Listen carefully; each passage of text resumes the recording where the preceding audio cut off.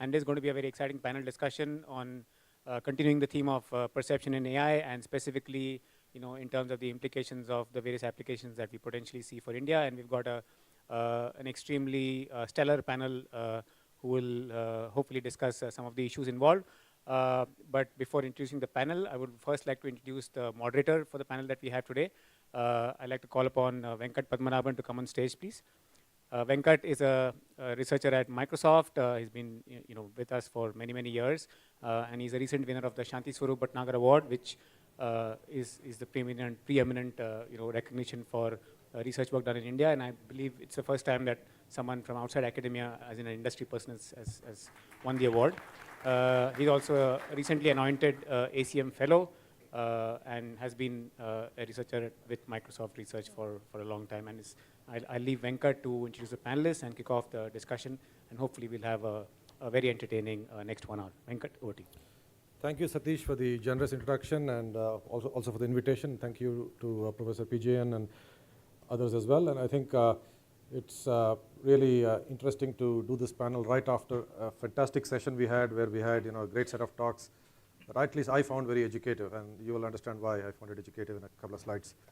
So yeah, this is the title of the panel, perception or AI in AI with applications. And I'm extremely pleased that we have a fantastic set of panelists for this panel. I'll just quickly introduce them. I'm not going to go through their entire bios because that will take a substantial amount of time.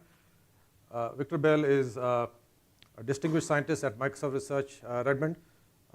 He's sitting right here. I guess I'll invite all of them to the stage after the short presentation. He's really well known for his work in systems and networking broadly, particularly in mobile systems and sensing and so on. But in recent years, one of the things he's been doing is around using vision with traffic and sort of analyzing things like that. So I think he'll bring an intrinsic perspective there. We have Professor Subhashish Chowdhury from IIT Bombay. He's a professor and dean there, and he's an expert in computer vision. And he will bring in fact, we have almost a one-to-one mapping between the expertise of people here and the session we had just before. So that's quite nice. Professor Hema Murthy from IIT Madras is an expert in speech, and she will talk about some of that. And then Mausam is an associate professor at IIT Delhi, where he works on NLP, crowdsourcing, and a bunch of other things. So I'm moderator. I'm an outsider to the area of AI and perception and so on. And so if you're wondering why I'm moderating this, you have to ask Professor PJN. And I think he used machine learning, and once in a while, machine learning throws up things that you can't interpret. So I think that's perhaps the reason. So a few days ago, I just formulated some questions to the panelists, and I sent them out. I just want to quickly sort of talk through these. AI is, of course, great technology, a lot of interesting things happening, but it's also a buzzword, and everything has AI. Systems, institutions, events. I didn't have any particular one in mind, but events have AI in their title. There's also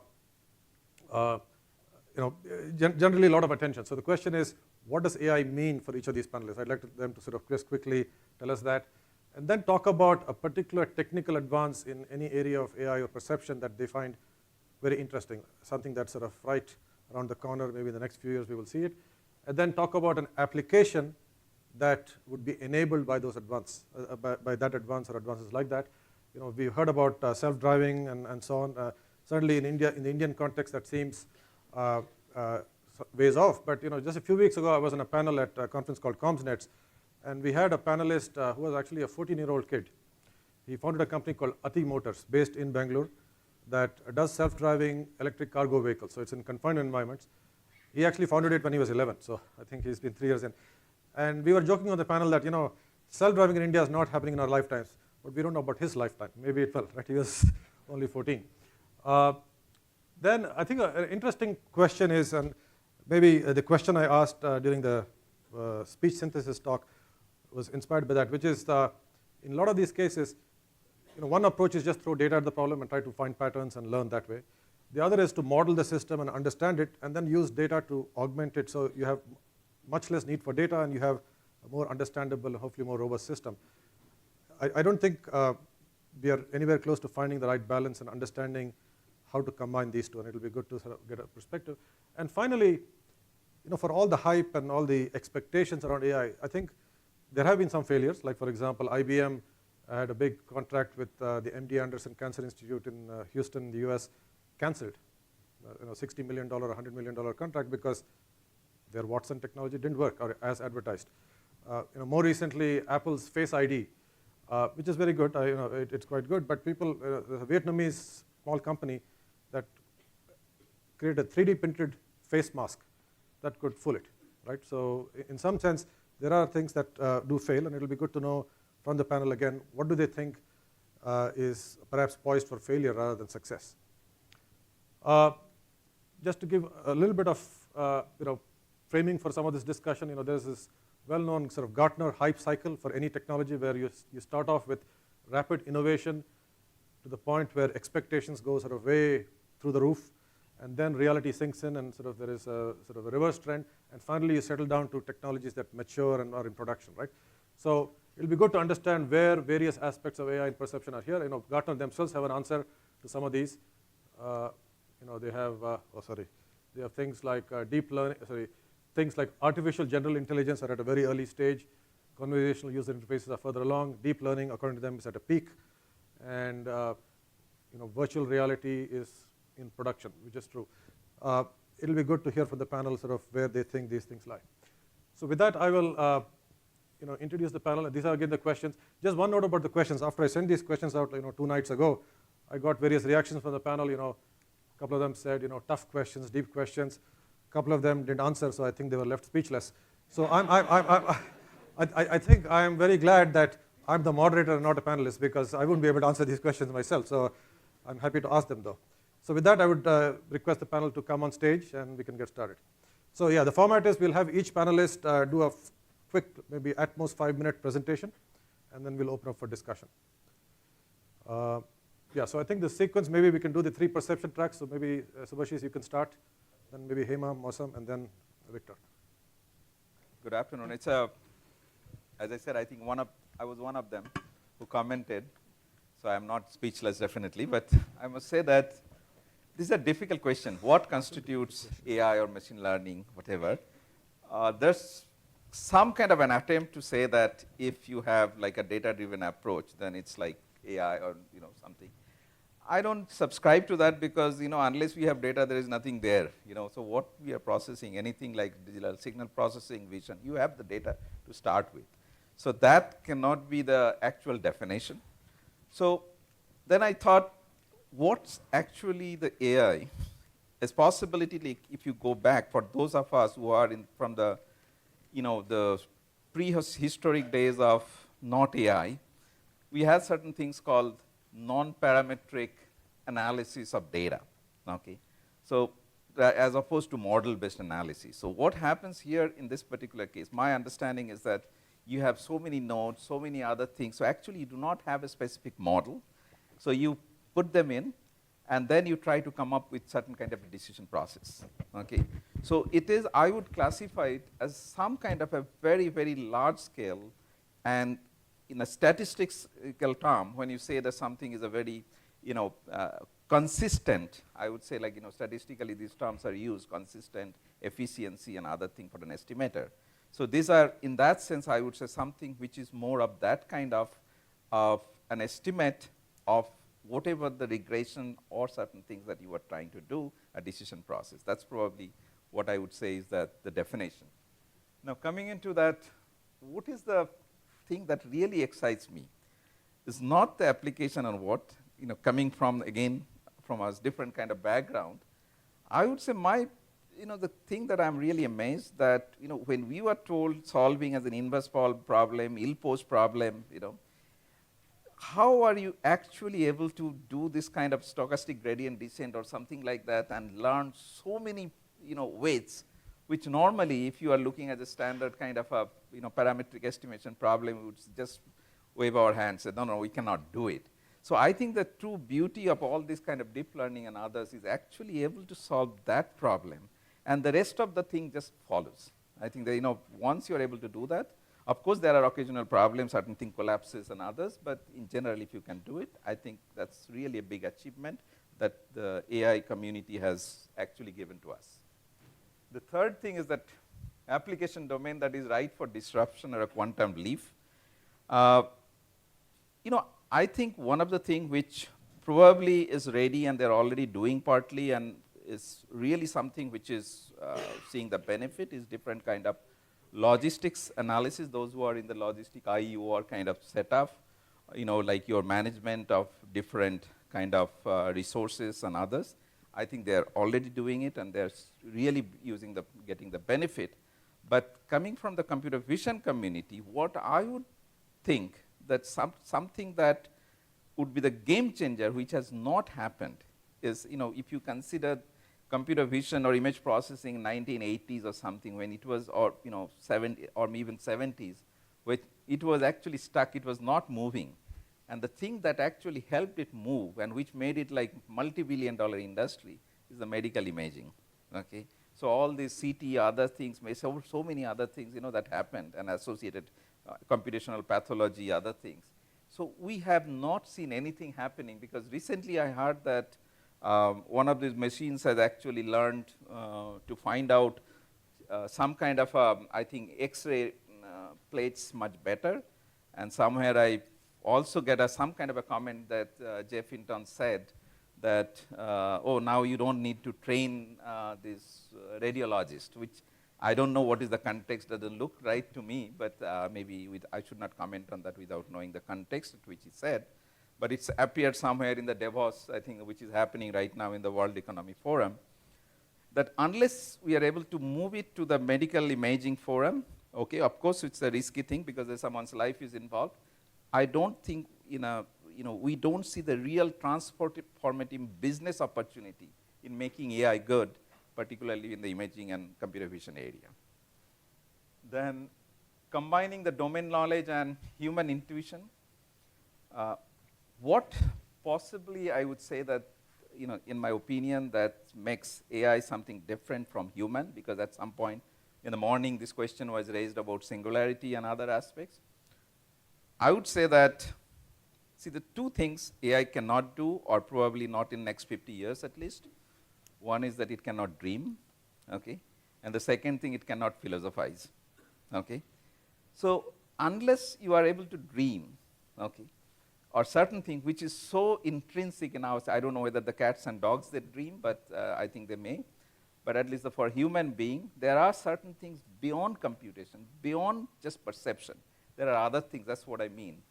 And this is where I think we are way ahead, and I don't think we'll ever have that kind of problem to face with that. And the last one, the contrarian view, it's not, I would say that as far as technology is concerned, because everything will improve, we'll get a lot and lot more, as Professor Raj Reddy said this morning. But my view would be slightly in a different socio-economic context, is that if you look at even just 2 days ago, there was this Oxfam report which said that typically whatever the wealth that you generate because of all these, so-called these tertiary sector economy, that always goes towards the richer side. So which is the old thing, money begets money, which is nothing wrong. It's been an old adage. Now the issue is that what is happening even in US and Europe, the median income in the last 20, 30 years has actually gone down, whether the wealth has gone up drastically manifold. So what it means is that tomorrow, like we had these questions, I think Mosam raised also, like in the job and others. So at some point, this conflict will come. That's this thing, because what you do here, there's so many people who would go up into the value chain, and you don't need too many people, and not many people need to know them also. Now there are other places like your agriculture, whatever, like basic services. And then what happens is that there's actually the big disparity. And that could reach to, we already see certain problems in the political scenario in Europe and other places in US, but maybe this would get aggravated. It has not come to probably India at level, but maybe it's already there. But I think that's where we expect that the problem to happen. Thank you. Thank you. We'll just go in this order. I guess Master, why don't you go ahead? Okay. Thank you very much, Venkat, for asking such difficult questions. It forces you to spend your time coming in on the flight more productively. So I actually made some notes. See, when we started teaching AI, and when we learned AI and we taught AI, we often taught, if it works, It's not AI. And the reason is, I mean, there are many reasons. You know, when IBM Deep Blue defeated Gary Kasparov, they said, oh, it's not AI. It's just heuristic search with, you know, a heuristic function, which and so on and so forth, hand engineer and whatnot. And so, in some sense, the reason is that, you know, AI is almost like magic. If a magician shows it to you, you feel like that's magic. If someone explains to you how it is done, then it stops feeling like magic. In the same way, in AI, as soon as you have achieved it, you know exactly how you have achieved it, and then it stops feeling like AI, the next thing starts to feel like AI. Now, from a world where if it works, it's not AI, we have suddenly come to a world where everything is AI. You know, your bottle can keep the water hot, so it must have some intelligence in it, that's AI. And you know, what has caused this change, right? It's a very funny change. Everybody is using intelligence. They say we are building a business intelligence product. You ask them what intelligence is in there. No, they are writing some rules right there. Of course, Pushpak will say that's AI enough. But but you know, we should really ask the question: why has suddenly we reached a point where everything is AI? And when I think about it, I think there are three reasons why this is happening. First of all, we as researchers actually don't really know how we see or how we use language. It is an innate process that we have developed over time, and if we have to explain to you what is the algorithm we are using to figure out that there is a face in here, we would not be able to. Whereas we can do this for chess, we can do this for other games. And in the very same way, the neural networks, which are actually solving these tasks now, we don't know exactly how they are doing. We cannot go inside it. The only thing we can do is, okay, let's change the input, let's see what the output gets, let's train it this way, let's train it that way.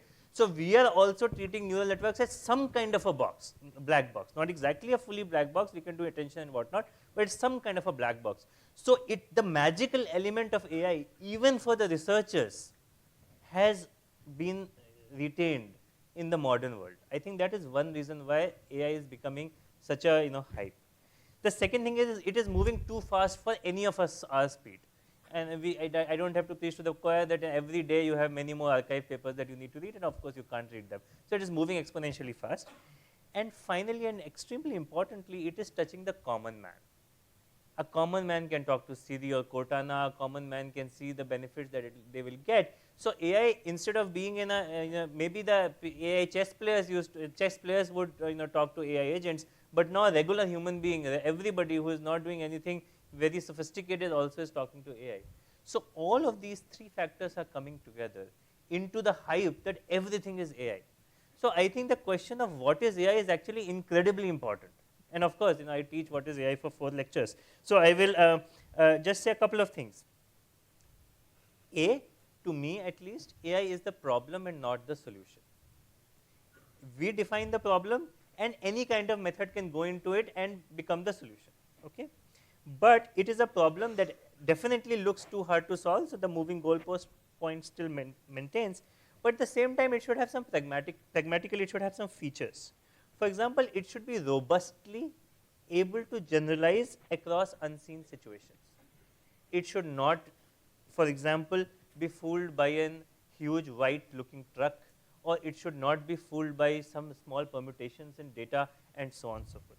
And so it should be able to generalize to a large extent, not on the kinds of situations where it was trained. So I think that is an extremely important ability for calling something AI, and to me at least. And moreover, as it gets new data, it should change its behavior. So however we are doing it, it is important to have strong generalization and learning abilities so that it adapts over time. Okay, this is my operating principles. There may be more that I am missing. Now Venkat asked, what is the technical advance in AI perception that really excites you? Now it is easy for me to say deep learning, but that's boring. It has excited all of us. And if I go into one very specific model, I don't know if it has excited me hugely.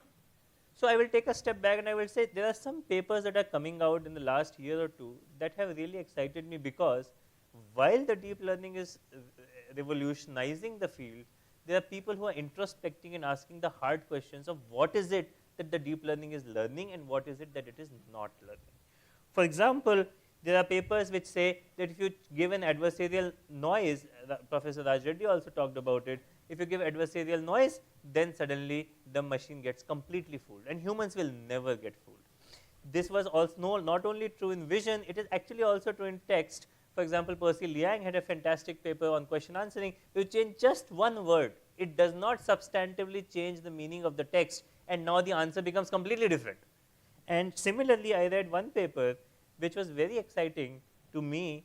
It comes out of Yoshua Bengio's group. He is a co-author, which talks about how these deep learning models, and I think this will resonate with Pushpak Bhattacharya also, how these deep learning models are only learning shallow features and not learning high level abstractions. And the way they show this is by creating different kinds of training data sets, by creating different kinds of noise models which were not adversarial, and then seeing that if I train on one kind of noise, does it generalize across the other kind of noise data set, and they call it Fourier sampling or Fourier filtering, and they found that the generalization gap is as large as 28%.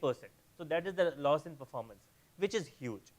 So as far as I am concerned, deep learning has given a huge advance, but we will see, I am hopeful, or some people will say I am hopeless, that it will not solve all the problems. And so what does neural give? It is important to ask this question, and some people have alluded to it. It gives a way to auto-generate low-level features in a task-dependent manner. And these are exactly the low-level features humans were not good at. If you think about computer vision, we had these SIFT features or histogram features. Those are not necessarily the best features. Somebody thought of it. It is very hard for us to think about pixel numbers and coming up with interesting features. In text also, we had problems of sparsity and so on and so forth. And that is exactly what these deep learning models do. They create this very nice perception layer.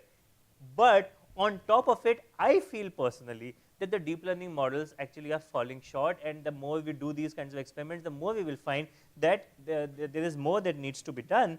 And in fact, I expect the neural to combine to symbolic and create neurosymbolic more in the coming days, and we will see a more tighter integration there. And so let me just jump one step and quickly talk about combining domain knowledge and human intuition, because it fits with the narrative. In the past, how did we train systems? We trained systems by creating a model, by giving it features, by adding some kind of additional constraints, say in objective function like posterior regularization, or in inference step by giving hard constraints, and that is how we were able to use human intuition in the context of data-driven machine learning. So human intuition will come by creating the posterior regularization function, or the constraints that we are adding, or the features that we are providing, or the models that we are creating. All of this was human intuition. In the modern world, nothing is going to change. The only thing that has changed is we are not giving explicit features, but in fact, I have some experiments, and Manoj Chinnakotla in Microsoft has some experiments, and other people have also found that if you have limited data and if you give human features, they add to the machine learned features. So neural features in addition with human features are often doing better, at least in text. And in the same way, you can change the objective function and do some regularization. That is where the human insight is going to come. You can put in a hard constraint there. That is where human insight is going to come. And the whole model, the whole architecture that you are creating it. So I feel very strongly that domain knowledge and human intuition will continue to play an extremely strong role, irrespective of the success of the neural networks, and they will work with the neural, obviously. Okay, I just quickly the application domain. So I have a little bit of a contrarian view in the application domain. So Professor Raj Reddy said, just everybody has so much data. You just put in all the data together, and you can do AI for human rights, and this, that, and the other. And somebody talked about education as a possibility, health as a possibility. I actually feel strongly that the situation in any of these areas is not that much different now versus how it was 5 to 8 years ago. In fact, AI technologies have always been there. Now we have a better technology, we can do better. But why did we not do it earlier? Was it because of the failure of or limitation of AI technology? In my opinion, not. There were two reasons why we were not getting many successes, or successes take a long time. A, it is not data, it is annotated data. And we need large amounts of it in order to make success. We haven't yet solved unsupervised learning. If we solve unsupervised learning, life changes, but we haven't. We need a lot of data. which is annotated. Lots of startups come to me, government agencies come to me, they say we have so much data, and I ask them, do you have annotation on it? And they don't. More often than not, they don't. And the second reason why these technologies don't go is you need to have a structure, you need to have an infrastructure where AI's decisions, which may be personalized, which may be timely, can quickly go and can make changes in the environment. You have to now, people have created this agricultural practices thing in Microsoft, I think, has created, where farmers will phone a service and they will get, those things are fine, you can still do there something. But if you wanted to create structures where water supply suddenly comes out and irrigation happens based on the soil, you need to have all that infrastructure in there, and we never had that. So to me, it is not the AI technology that is not leading to success. I think it is what comes into machine learning system, which is annotation, and what goes out and how to use those decisions that AI technology makes. Still, the question stands, what is the new domain that we can use for disruption? So I thought about it, and I feel that we are now getting better at vision in limited circumstances. We are now getting better at NLP in limited circumstances. We are now getting good at speech in reasonably good broad circumstances. Preeti may disagree. So I think that there are some technologies which can use vision, NLP, speech in limited scenarios. Those are ripe for disruption. One which is close to my heart, because I advise a company in Delhi, is maybe robotics for growing kids, babies. If we can create a person, a robotic agent, which can grow with the child. Now, child has limited language skills early on, limited vision capabilities. The child is not expecting too much, as long as you can, and there are limited contexts that we have to deal with. I think we can do a really good job with robotics there, or educational robotics in the context. And there are some others that I could think of. And very last thing I would say is, with respect to the contrarian thoughts, I expect in about 5 years we will have a mini winter. AI, we have seen 2 winters in the past. They were big winters. We're not going to see a big winter, because this time we have actually had significant successes that have been empirically demonstrated. So it's not only hype. There's a lot of substance in there, but the expectations have risen too fast. And I don't think we will be able to match up to the level of expectations, even though we are having exponential growth. So I think we'll have a mini winter. But similarly, not everything that is happening in West will be easily done in India. For example, Shanti Swarup just talked about the fact that having self-driving cars in India is going to be a long way to go. But I would say one thing, that when we show, this is for researchers mostly, when we show that our technology is better, we should also compare against the traditional. Many times we just compare against some deep learning system and we show it's better, but there are many, many traditional systems that people have developed over 40 years, and we are completely ignoring them. And I think that's a cautionary tale. The more we think about what is deep learning going to offer and what is the old going to offer, I think we will make a more reasonable, balanced progress forward. Okay. Thank you, Mosam. Yeah, I mean, he sent me this question, what defines AI? And I was the one who said, these are deep questions. And I was thinking the first time I used a 4-function calculator, I thought it was an intelligence. And later with the scientific, programmable, and so on. I just feel the goalpost is changing, but the technologies have really not changed, especially in the context of machine learning. It has been Bayesian classification for donkey's years. I think 40 years. I think I started with Bayesian classification. It's still. Oh, sorry. Can you hear me now? Yeah, okay. yeah. So no, all that I'm saying is that in machine learning, we have been doing primarily Bayesian learning, and that's what we have been doing.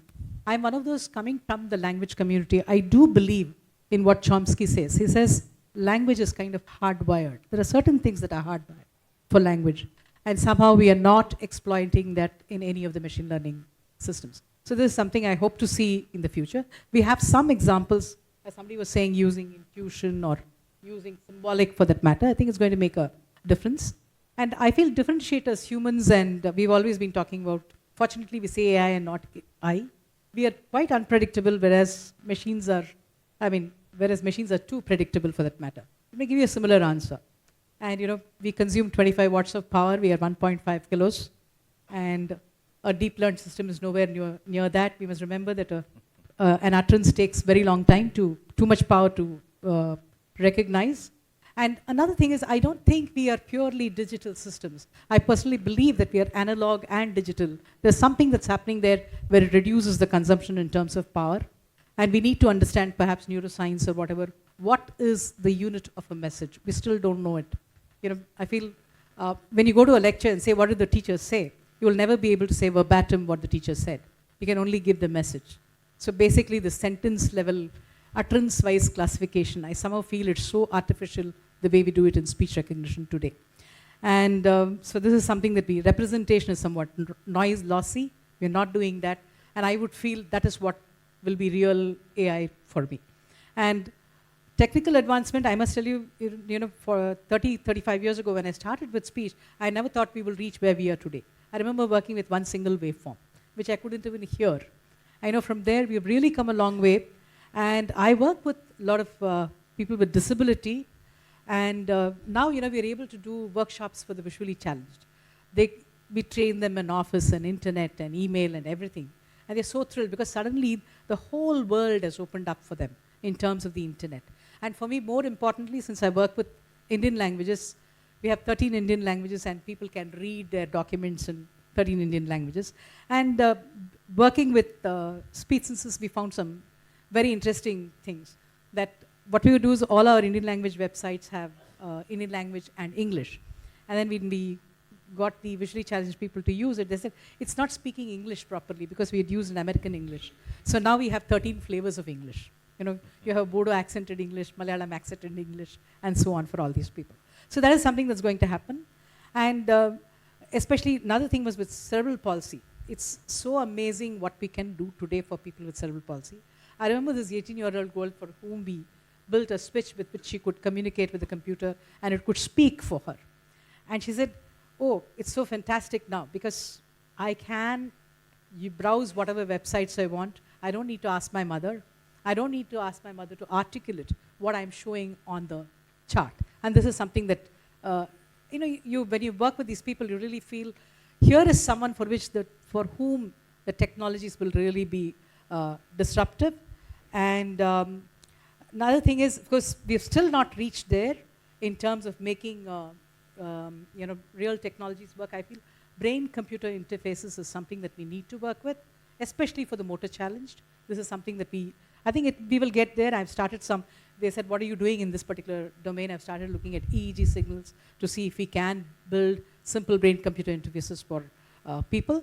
And as I said, technologies that are deployable, we have 730 million cell phones in this country, 300 million smartphones. So the small form factor makes Indian language systems deployable, and especially speech and in Indian languages.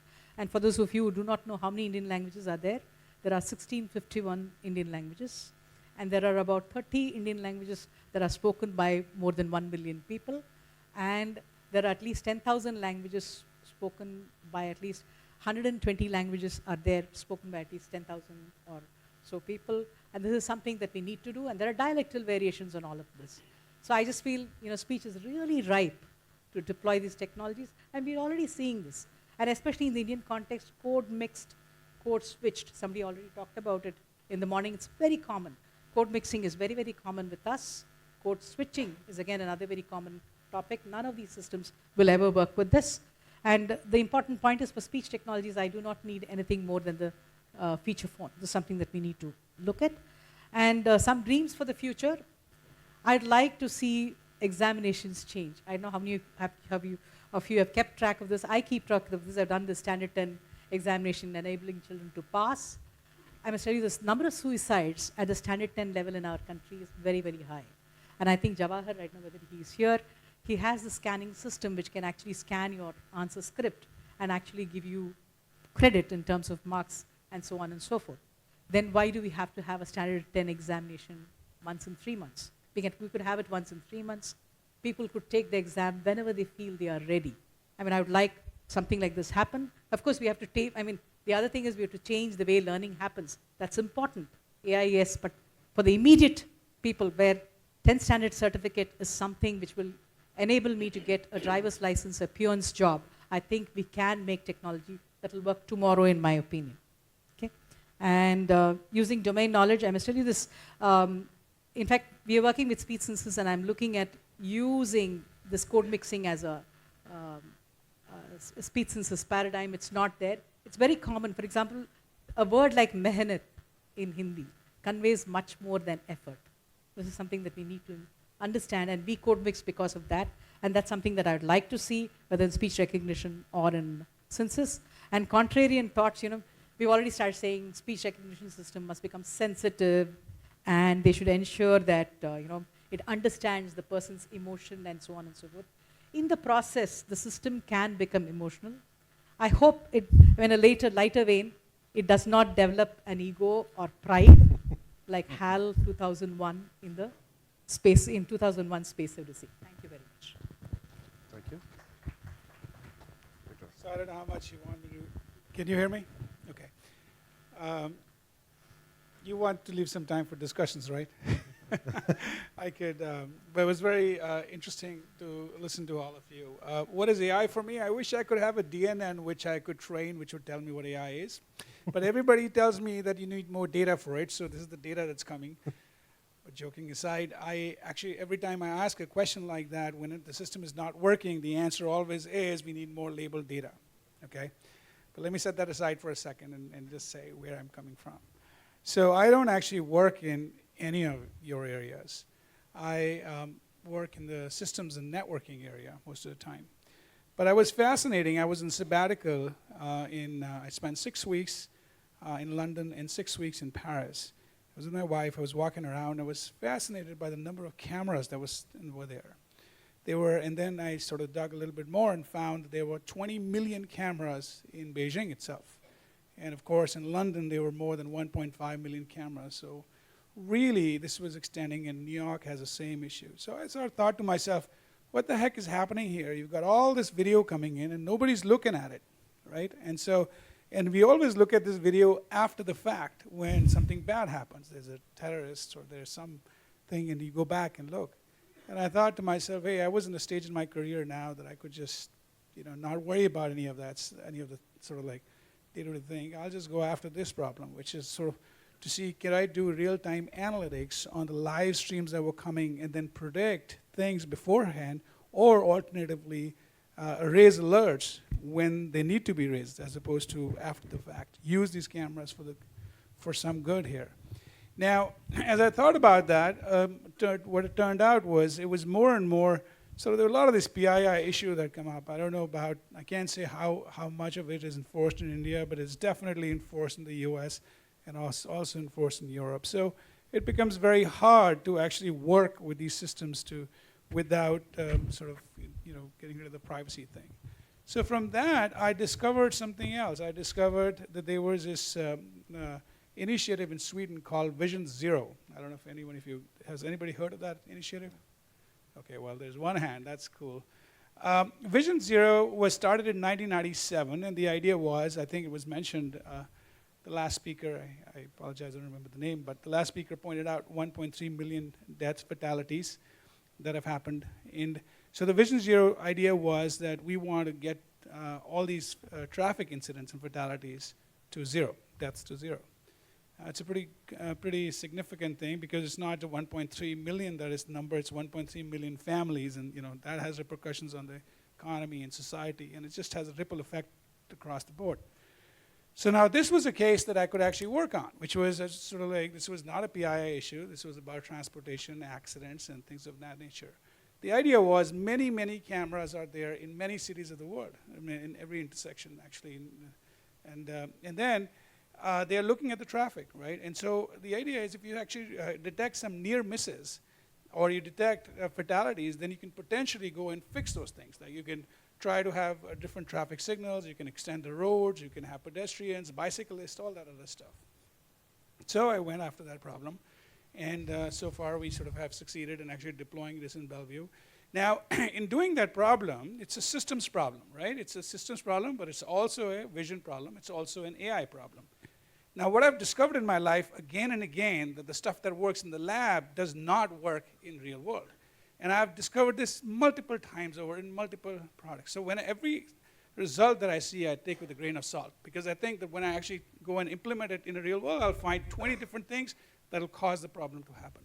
And I think that's where it actually bridges the gap between what is happening in sort of the academic and then what is happening in industry. Because I don't get my sort of like, taps in the back by sort of deploying a system which approximately works. It has to work all the time. So for example, if you like have a vision system with the lighting conditions change, it doesn't work. If the camera orientation is changed, it doesn't work. If it rains, it doesn't work. If something else happened, it doesn't work. And that's not a system I can build. And that's not a system I can deploy. So when I hear these talks, like we had so many talks about, oh, we are making this, and I heard your comment about the winter's coming, I think that's actually a valid comment, because unless those things are bridged, all these things are sort of like, pretty fancy and sexy and good. But then, when you start to do it, as Venkat pointed out, with the IBM Watson system and when they went, and I think so we have to watch the hype. We have to not just watch the hype, we also have to ensure that the tremendous amount of respect is given to the individuals who are actually going to make this very real. And they, and that sort of learning is also different. So, Venkat asked a bunch of questions. I'll wrap up because I think we should discuss more. But one of the questions he asked, what makes it interesting? What is the new thing that is happening that might make you excited? To me, I come from a different perspective, as I said. So to me, what is happening is the availability of GPUs at very large sort of things is the good thing. NVIDIA is a good thing.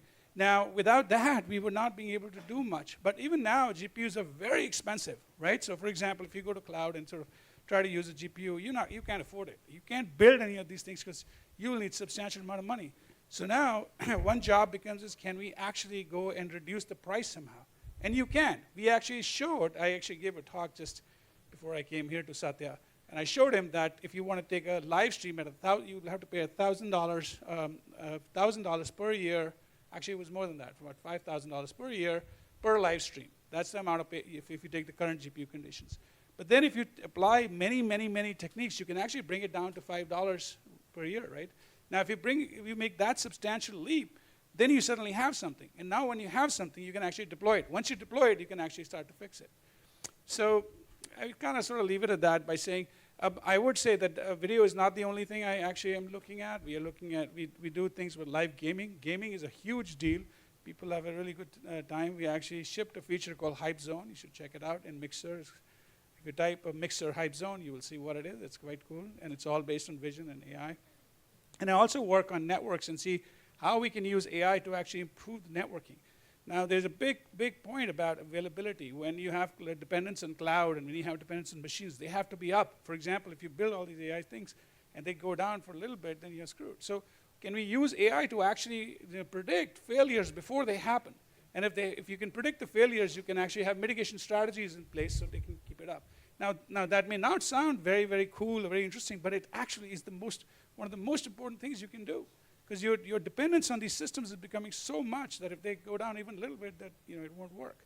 So anyway, I'll stop at this point. So I didn't completely address your thing, but I think in there were some things, and I didn't want to sort of. Well, thank you, and thank you all. I think we got a really good set of perspectives here, and I certainly cannot summarize or react to all of them. I think there were a lot of interesting things. Just a couple of things that stuck in my mind. I think I really was intrigued by Mausam's point that if it works, it's no longer AI. So before it starts working, you think it's all fancy. Once it starts working, you say, oh, now we know how it works. I think the reason is that you are the smart guys, and I think everyone looks to you to sort of solve harder and harder problems. So I think Hema made the point also, the goalpost keeps moving. So in some sense, it's natural. And also, I like the accessibility thing in particular, because that's a set of people who do unfortunately have a certain disability, and so the AI kind of approach can actually plug a hole that they sort of otherwise hold back. So I think that's good. I just have one question, and then we'll open up to the floor. If you think about technology in general, it's not a level playing field. I mean, if you're already big, you'll have a much better chance of getting bigger. In the old days, that was true. But at least in the world of algorithms, you could actually think about a problem and come up with a new algorithm and do it better than the other one and sort of start that way. But with data-driven machine learning and AI and so on, the playing field is even more skewed. I mean, the ones with data are few, and even if you have the best idea, you have the best design of even the network, a DNN, you cannot try it, you can't test it, I mean, you can't do anything, right? So that brings me back to one of the questions I asked. an alternative approach would be to do this combination of sort of modeling a situation, understanding, and I think I asked this question in the context of speech synthesis. If you model the physics of the voice box and the voice cords and so on, then maybe you'll need much less data and you can produce results. So but I know that that's not the in thing these days. People are not, they're just throwing data and so on. Where is the community heading? Is that approach, and I think Victor, you talked about networks, right? I mean, traditionally networks, you would understand it, you would model it and work with that. But now people are saying, okay, we just throw data at the problem, like congestion control. Just throw data at the problem and it'll learn something, right? So where do you think that trajectory is going to lead us to? Do you think it will be more and more data-driven approaches, or do you think at some point people realize we need to understand and sort of find the right combination? Because that'll be a little less unequal world, I think, right, if you have that. So Can I just yeah. respond really quickly, and then Sure. because I know approximately what where I'm going to change this a little bit so that you can approach that too. So in the video world, there was the training thing, which was is a pretty big problem, right? So one of the approaches that shows a lot of promise is to actually synthesize cars, for example, or build images, because once you have that, then you can manipulate it in multiple different ways and then treat the DNN. So in fact, you don't need the data. So I just kind of wanted to say that that to me has proved to be very, very effective. And I don't know how well it is now done, for example, in speech and things. So. I can make a few comments about this. Actually, the speech I think synthesis, again, your microphone. Mic, maybe, yeah. actually the speech synthesis, what we have done is we don't have to give you an idea what she played, for example, uses more than 100 hours of data. We try to achieve some of these similar things with just about 10 hours of data. And what we do is we always interfere with the machine learning system. Because we can see events in the data, and we say, hey, cut the waveform here and only learn this much. There's no history there and things like that.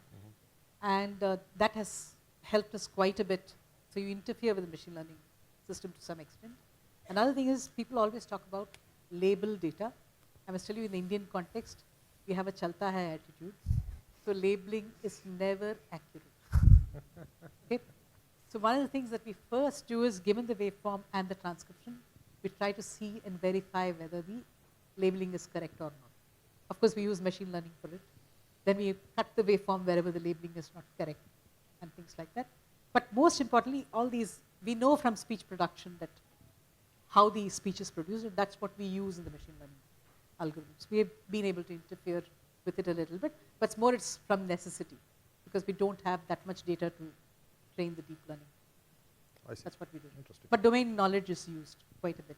And now in speech, people have started looking at low resource. In fact, I think Microsoft has put up a challenge for the InterSpeech 2018, which is coming to Hyderabad, on low resource, where we'll not give you any other data, just use this little data that is there and build a speech. I see. So it is necessary to. So with limited data, they want. Okay, that's Yeah, very yeah. good. Okay, good. I want to quickly respond to it, at least from the context of NLP a little bit. So this is what I teach my students. If you have no data whatsoever, build rules. That is the best you can do, and it's okay, because you may not have data. It's fine. The rules are great. If you have a little bit of annotated data, build a probabilistic model and think of good features that will go into that probabilistic model. The better features you can devise, and depending upon the amount of data, you can regularize it right, you will be able to get to a better place often than a rule-based system. If you have a lot of unsupervised data, then do some word vector embedding thing or something like that, which can work on an unsupervised data and put it as feature inside your model.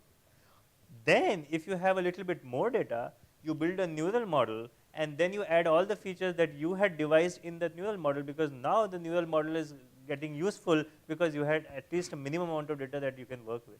And if you had even more data, a lot of data, then use the most sophisticated neural model that you can use, because you now have the ability to train that particular thing. So I do not think that these are in conflict with each other. I think different situations demand a different solution.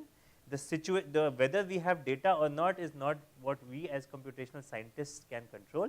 As researchers, we are obviously very excited, because the more data we have, the better accuracy we are getting, and the ability to meet human performance or achieve superhuman performance is a checkbox that we as AI researchers really want in our profiles, and we get excited by it. But in terms of practical approaches, all these things have to play together. Yes, if you have more data, you have an advantage. And But I think the question was That's that fine. the way I interpreted the question Yeah. was that can you do this without doing the crowdsourcing and labeling? And that's why I sort of brought up the graphics thing, which is so the question then still stands that this approach of crowdsourcing the images is the only approach we know. But why not go to a different approach where you're synthesizing images or whatever data and then use that to train the DNN? So you get rid of this middle thing piece. if you could I, We'll I, would, just- I would yeah. put it in a slightly different way. I mean, let's just, right now the way it goes is like everything is pre-trained, and after that there is no further training. Okay.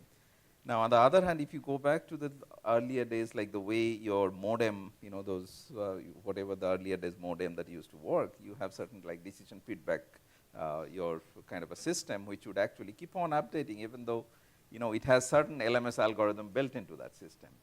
Now, supposing you look into that, let's say when I use it, right? So when I do something, and if has to be a mechanism in terms of saying, oh, this is working well, and I may not be fully correct, there's an error built into that, but that is the one that has to get back into that, and this has to auto-correct that system. I mean, search engines do this So, very well, right? this For is example, very right? much It so, clicks, yeah. right? So I think this, right now the way it is done is not done, but at some point, maybe we'll evolve something like that. So then the data problem would be, I think, you want to react? I just Puneet? wanted to comment. So we actually built a national crowdsourcing website. You can actually go there and look at it. And the idea was, because we were going after this Vision Zero thing, which was to prevent deaths, we were able to get people to pick a city that they wanted. They would click on the city, pick some intersection. They would have the video flow through, and then they would actually do the labeling. And we had plenty of success with that. But we did build into the system things to actually correct, because there was a lot of mistakes made, and you don't want the mistakes to go into the system. And the way we sort of built that system was that to ensure that we had to ground truth, and we would every so often give that in and to see the system, if it was working, and then give sort of like add points to the people who were doing the more right than more wrong. And so this self-correcting things that you were mentioning are actually now in practice, that anyone can actually go and search it, and you will see that there's a real-world system out there that is doing this today that we built. Oh, thank you. Yeah, I think let's open up to the floor now, and I hope there are some microphones around. Somewhere. Yeah, why don't you go ahead? Is there a, Satish? Yeah, you can start. Yeah. I mean, just one request. I guess you keep the questions brief, and we can have a subset of the panelists respond, and Yeah, not that way we'll have more everybody people sort of get to ask questions. Yeah, go ahead. Hello. maybe, just wait. Okay, fine. Okay. So I Yeah, said the this, wrong and then thing. we'll do this sequence. Yeah, please go ahead. Yeah, hello all. I quite consensus with Dr. Mousam's perception for AI. However, I think there can be a bigger picture to look at AI in a perception which I think explained by Dr. Minsky in his classic literature, Society of Minds. To speak about that, let's say, as you all have explained, supervised approaches and unsupervised approaches. In supervised, we treat data as everything. And while in reinforcement learning or unsupervised approaches, we try to take input as experiences. And the cognitive world speaks those experiences in context of RL problem as understanding those experiences.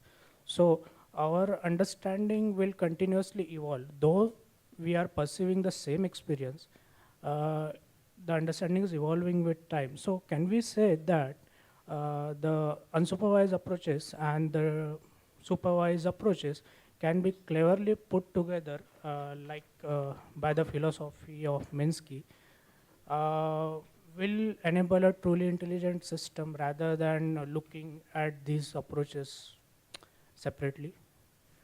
And any thoughts on that? I'm sorry, I couldn't really get the final bit of the question, but at the highest level, I would say that learning from experience is very important. And as I also said in my definition, that you need to constantly adapt to whatever new data is coming to you. So any kind of scenario, if you are in a sequential world where you can constantly get new experience in, your system should be strong enough to be able to use that and improve on the quality of the actions taken by the system over time. So in that, I am in agreement with you.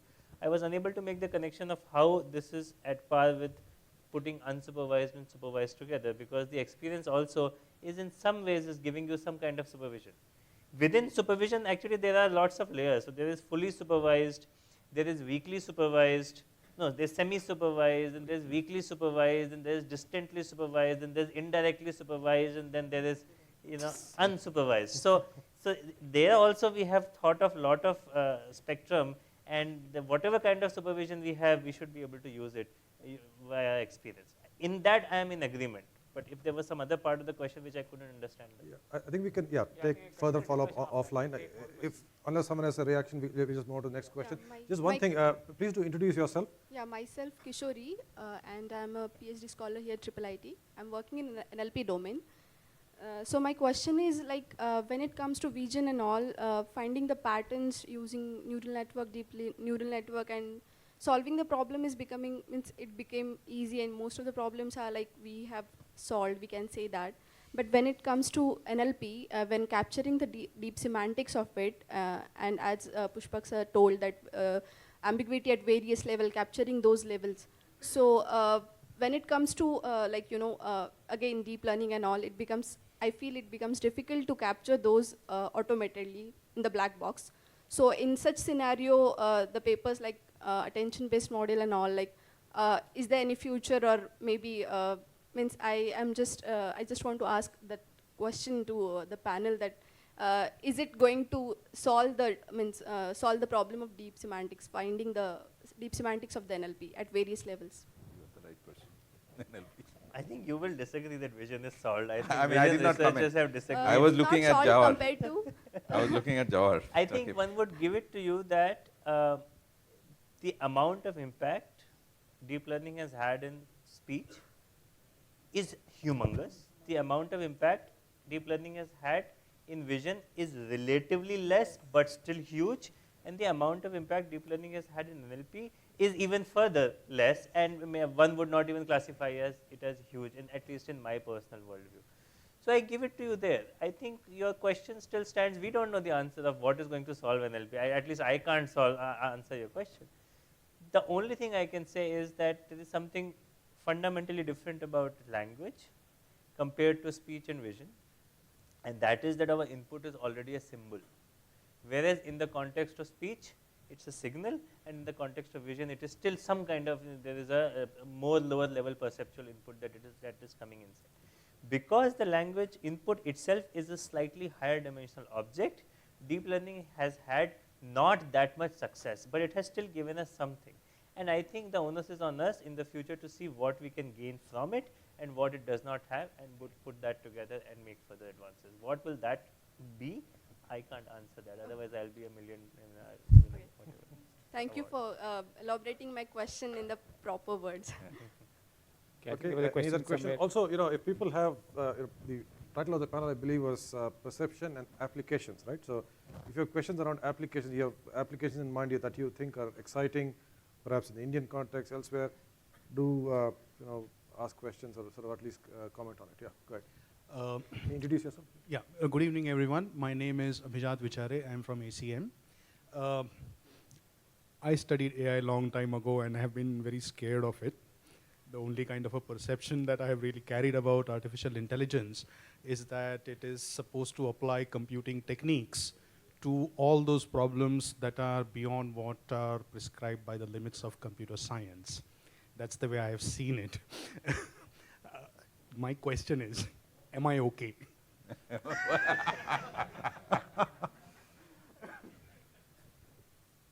Who wants to wants take to that make him?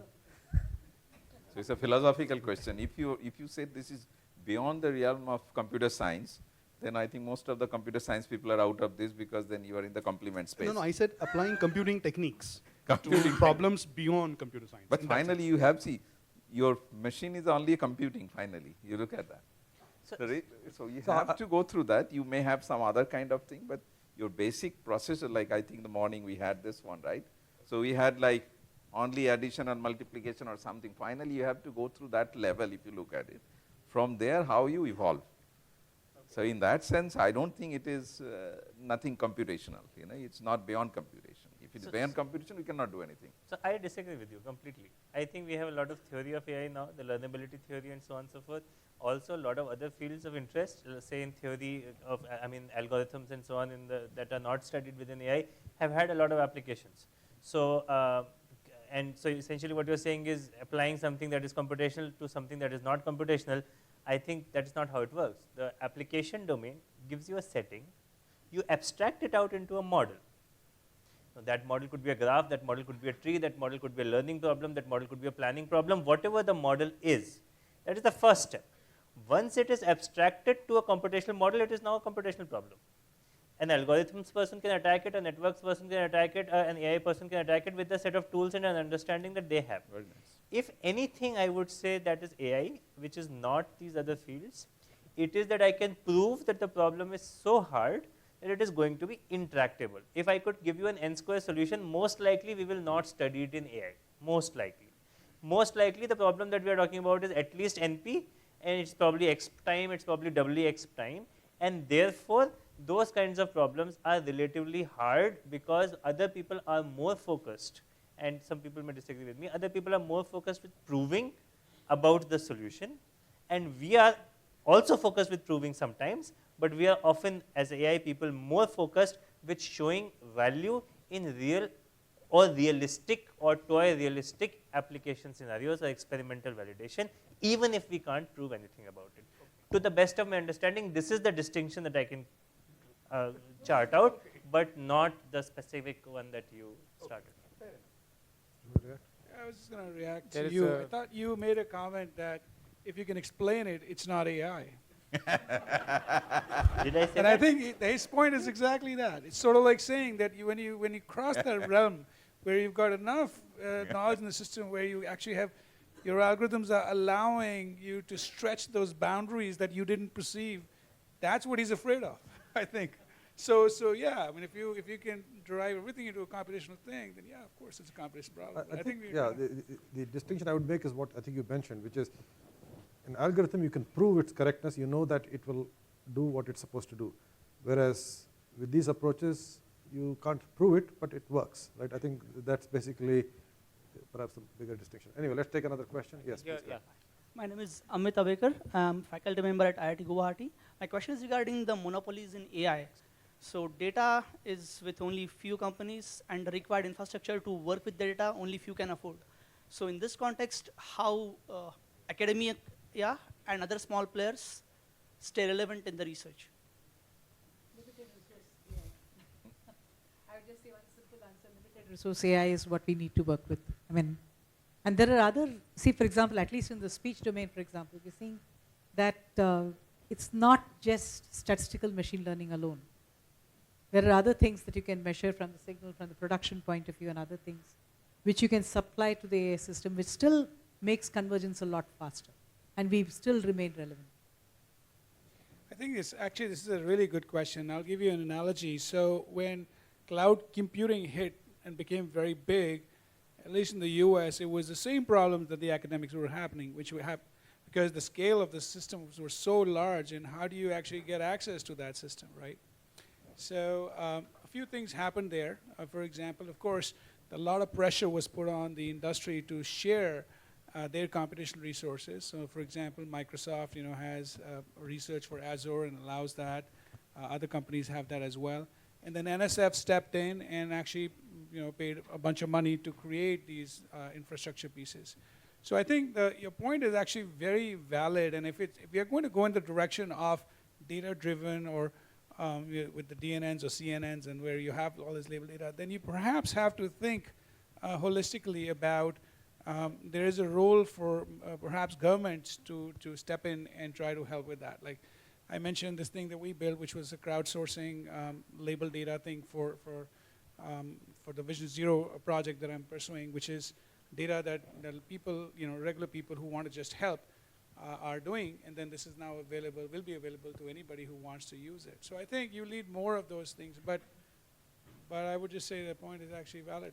Persons with deep pockets are going to be able to pay for it. I think somebody mentioned in Sri Lanka 1,000 people were sitting labeling stuff, and so that data is pretty valuable to, and they're not going to share it with, in fact, if it's one company, that data will actually cost money. So if it's not Uber and they want to sell it to Uber or they want to sell Netflix, and they will pay big dollars for that. So you can do a startup on that if you want.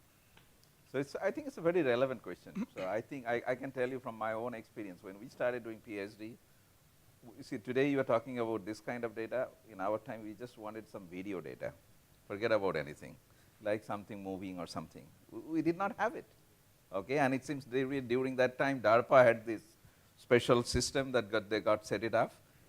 So only few places they had that access to the data, and none of us had that access to the data, right? I think maybe he was lucky in a nice lab, so I think PJN had a good access, but I did not have any access.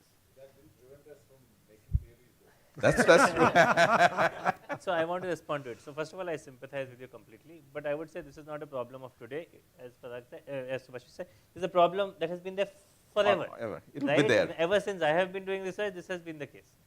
Now, there are some things that people have done for it. One, every community releases data sets. Now, you will never be able to match up to an industry level performance, but as a researcher, you don't need to. You need to show improvement on existing benchmarks, and then you will be hired by that company later if you show the benchmark. So then you can show it wherever you want to show it. The other thing I would say, which is very valuable, at least in NLP, and I hope it is true in computer vision also, if you make efforts and release a data set, you actually get a lot of reward. So A, we can write data set papers, and B, those data set papers are influential, extremely influential, because they spur a full line of research. Maybe 100 researchers follow up on your work and use that data set, and it is considered extremely valuable in our community. So I think. And one more thing, the citation for that paper goes up. That's what I said, right? So, I mean, that's what I didn't say, but I meant. So yes. Now there is another challenge, that is computation. So data set is one challenge, computation is the second challenge. That itself is a resource that is extremely important, and academia has less of it.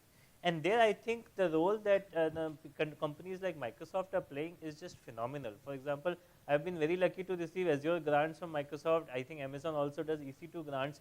And if you have computational resource needs, I think the companies, the software giants are really helping academia. And this is not a problem just in Indian academia, it's a problem in academia everywhere. And they have been super supportive.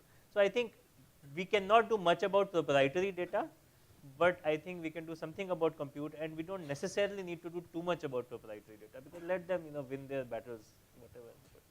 Yeah, I think I would just add that Microsoft I know has also curated data sets on languages and multilingual things. Java has been pushing this Indian road sort of data set. So there's a lot of interesting efforts going on, and I think we need to sort of share more information on those. We have time, I believe, for just one last question. It has to be really quick. Oh, you want to make a quick comment? Sorry. At least for the context of text-to-speech synthesis, we have put in about 500 hours of data freely available for anybody to use. They are quite well curated data sets in 13 Indian languages, studio recorded, copy left, copyright, just acknowledges. That's what we say.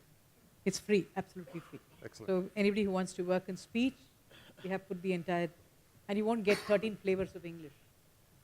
Even Google doesn't take care of it. That's great. Yeah, Thank we'll you. have one last question and then. Yeah, thank you. That was very stimulating. My name is Indranil. I am at the English and Foreign Languages University here in Hyderabad. So my question is a little, there's a general part to it and there's a specific part to it. I mostly work on speech and I work on articulatory modeling. I was wondering if you wanted to, if the panel would think about how we have been kind of doing effect modeling as opposed to cause modeling. So I feel that, let's say, if we talk about speech, we have spent a lot of energy in looking into the speech signal. We haven't looked at how actually the articulators move, for instance. If we generalize this to vision, perhaps we may think about it as a physics problem. It's a kind of a broad question, and the backdrop of this question is whether are we doing sort of effect modeling as opposed to cause modeling. The second part would be, is it possible to think about the cause and effect as something that we could model at the same time? Well, that's my complaint about all medical studies, right? No one understands what's going on. They just look at data and they try and find patterns and say, you stand on your head, you can live 10 years longer, right? So it's basically, finding patterns in data is what people are doing. So I didn't get it very clearly, but articulatory models are still being pursued. The difficult problem with articulatory models is if I want to adapt the model to change the voice of the model, because it's basically based on the cube model that is there, it becomes a lot more difficult. It's much easier for me in the data machine learning framework to change the voice. Adaptation is very, very easy.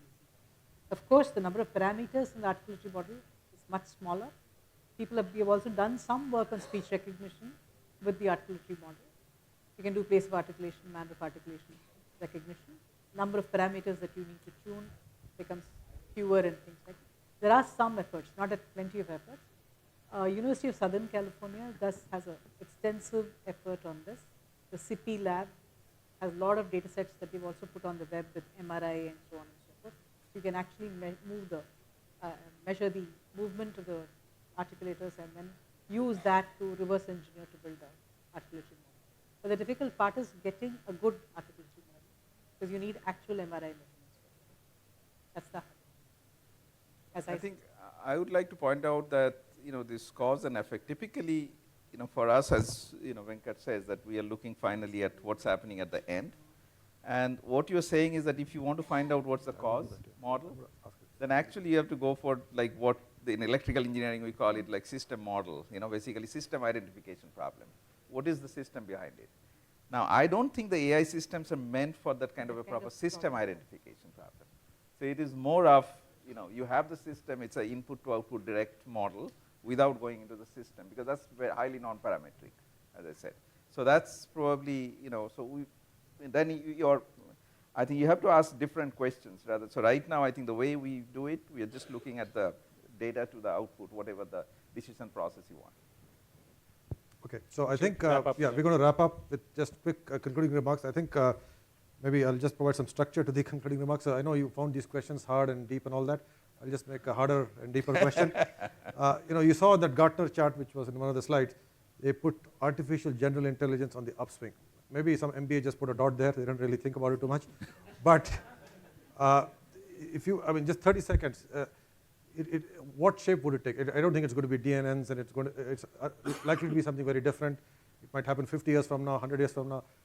Can you just speculate, 30 seconds, what the prospects for AGI are, and sort of when it will happen, and what shape it might take, and so on? Awesome. I think you are looking, just to give the youngest context, person. Just to give context, right? Self-driving cars. I'm told they train on lots of data, reinforcement learning, they cause a bunch of accidents, they learn from that. Humans learn to drive without killing anyone for the most part, right? So, what would it take to bridge that gap? Yeah. So, Mosam, why don't you?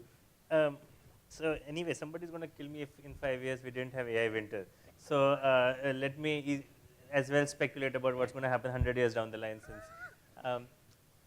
I think in order to train a good system like ours, we learn a lot in a variety of modes. That's touch, that's vision, that's language, that's direct teaching, and there is so much. And slowly our brain structures develop. We are still more or less in the mold where we have a data set of a certain domain and we are teaching a model for that. I think this is not going to lead to artificial general intelligence.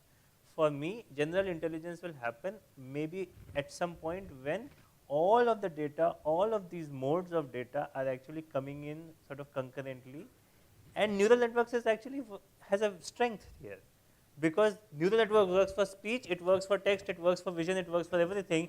Therefore, it is a quote-unquote universal language. Pedro Domingos has a book, and he is looking for the master algorithm, and he has 5 different strands of approaches. Neural networks is a little ahead because it can deal with all such modalities in the same way. So there is a possibility that all these modes, when you train a lot over really long periods of time, and in all these modes in sync, then some kind of general intelligence emerges. It is extremely speculative to say whether it will or not, but that's my take. Anyone else? Well, I think that we have no understanding of the auditory cortex or the visual cortex in the context of vision and speech. And with neuroscientists also getting interested in machine learning today, I hope that these machine learning models will be inspired by what the neuroscientists do, because they cannot collect too much data at all, because every time we have an ethics issue and all kinds of things. I hope machine learning will learn from what neuroscientists do. I'll put it, like taking your example, like you said, do it in the perspective of maybe like self-driving that we discussed. I would say that if you are very successful in self-driving, actually you'll have to reduce all the intelligence, because I would not need that much of difficulty, because then you would ban all the regular people driving on the road, like whatever it is. Then your road signs, your road lane signature, everything will be different, and my problem would be much easier. I don't have to solve that You're difficult changing the problem. problem, yeah, but So if you see, the thing is, if your ambience is intelligent, then I don't have to do design intelligent thing. I mean, everything becomes simple, right? I think that's what I would say, that then I don't need it. good thought, yeah. Victor? Yeah, so just directly to the question that you asked, which is about the hype and the curve, and that's actually an economically based Gartner curve. It's not sort of based on research or where we are headed on that. So I'll answer that question, which I think you asked. And I would just say that, first of all, that we are in a very, very good place. I mean, I think the self-driving car is sort of a North Star, right? So that gives us the ability to focus our attention to get that. I think we need a few more of those, not too many, but some more, which really focuses all of our attention in that, to getting that. If we get that right, we will actually win. And in terms of the hype and all that stuff, I think you said it pretty well in the early part of the thing, that there are domains which are completely ripe for disruptions. I believe in what I'm doing, and I believe it because I know I can disrupt it. And yes, I was complaining earlier about, like, you know, having 40 trackers and 40 object detectors, and they don't kind of sort of work. But I can solve those problems. So that's what I think. I think that this really depends on us to actually make sure that that thing works out. I don't think there's a magic thing here that will actually die or it'll take off. I think there are too many questions open, but we can nail this. At least I feel that. Okay, thank you. I think it was a wonderful you. discussion. I hope the audience enjoyed it too. So, thank you.